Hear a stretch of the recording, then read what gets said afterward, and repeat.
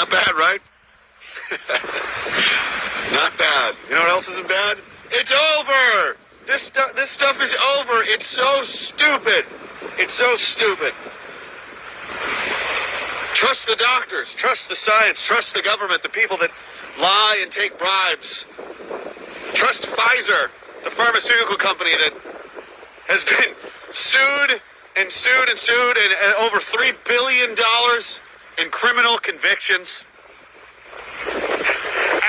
Trust AstraZeneca, who's had 20-some countries now suspend distribution of their products, because that's what it is, for obvious danger. But not Canada. No, we're not going to do that yet. So you need to trust the doctors. You need to trust the scientists, because they're smarter than you. They're problem solvers. They went to school. They've got an education. Well, that may be true.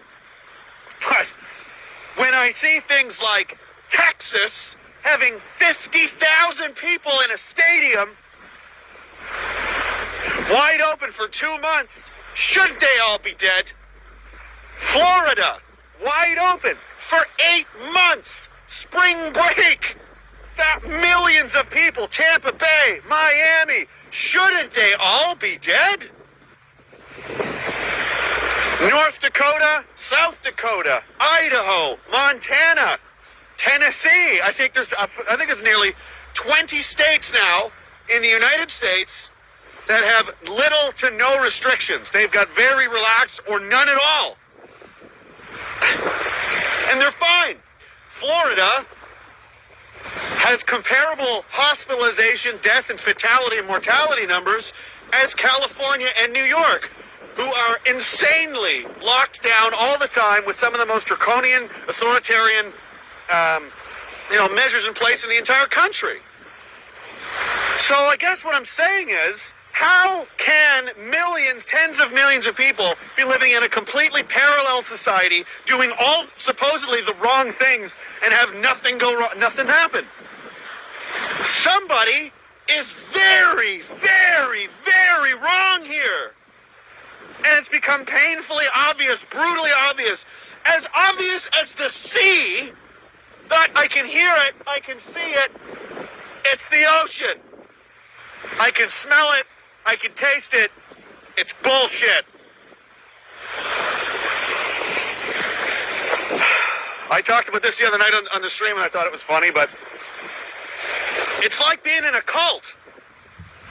Remember the Stephen King show, The Mist, right? Imagine like that. And you got a small town somewhere, and the mayor or whoever, maybe the chief medical officer, has convinced everyone that if you go outside, you'll die. The mist will get you. And at first, nobody goes out there because, well, that's scary. Who's going to risk that? Eventually, one or two brave, maybe perhaps insane people go, I can't take it anymore. I'm going out. If the mist gets me, it gets me. I don't care. And they leave. And they never come back. Really, they just went home to watch football. They've stopped participating in the nonsense, but they're fine, but no one else knows. Then some more people leave. Because they go, you know what? Roy and Lenny, maybe they made it. I'm going too. Fuck this. I'm out. And they leave. No, you can't go out there. You'll endanger us all. And people start going, well, I don't see any mist. Well, there's also the invisible variant super mist. And the invisible mist will get you too. And more people start to leave. Eventually, it's to the point now where I'm literally looking out the window, and there's people outside playing basketball. People are driving around going to work.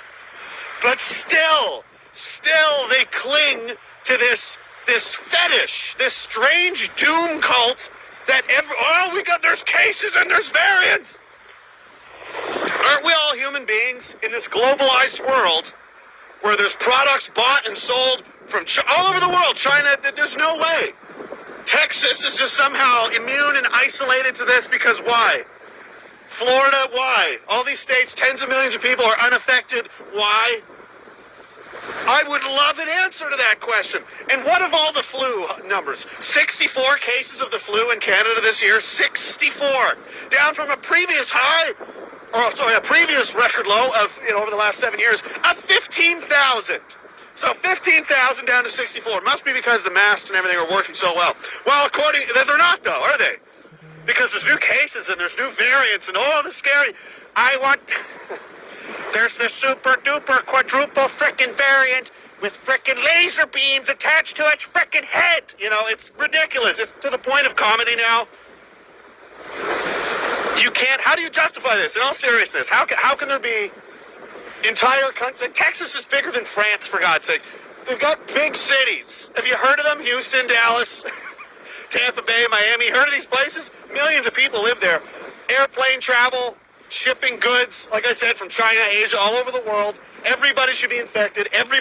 They should be absolutely up to their eyeballs in field tent hospitals and just corpses and mass graves. None of it. Comparable numbers, the same across the board as the people that are doing the lockdowns and the restrictions. So what does that tell you? At bare minimum, the lockdowns and restrictions do nothing. They do jack shit. They're completely, entirely pointless for you. I mean, they serve a purpose for somebody, don't they? Walmart's not locking down, Costco's not locking down, are they? All the rich people, all the pharmaceutical companies who are political prostitutes apparently have pimped themselves out for to sell you their products. The government of Canada is paying an undisclosed amount of money to an unknown amount of people, which is illegal, to push to combat vaccine hesitancy. These people are just giant drug dealers now. This has nothing to do with your safety or your health at all. Record overdoses, record suicides, deaths of despair. Every 1% increase in unemployment is a massive jump in those things. Suicide, mental health issues, depression. They're doing all of this to you. Again, meanwhile, just pointing out, just had opening day in Texas, 50,000 people in a stadium. Fine. Been open for 2 months, not a problem. Florida, 8 months, no problem. It's over. It's a joke. Okay? As obvious as the sea, as obvious as the sand I'm standing on, this couldn't be more obvious. They took the bread out of if you take bread out of the whole wheat bag and you put it in the white bread bag, does that bread all of a sudden become white bread? Or did you just change the label on the bag, maybe? I'm sorry, guys. I didn't go to fancy schmancy McGill University to get a medical degree, but I'm pretty sure I have basic problem-solving skills and that I'm not completely brain dead. I'm pretty sure I know when people are lying to me and screwing around. And this is like when you're a kid and Santa can't come to your house because your parents don't have any money. Why do those kids get all the fancy toys? And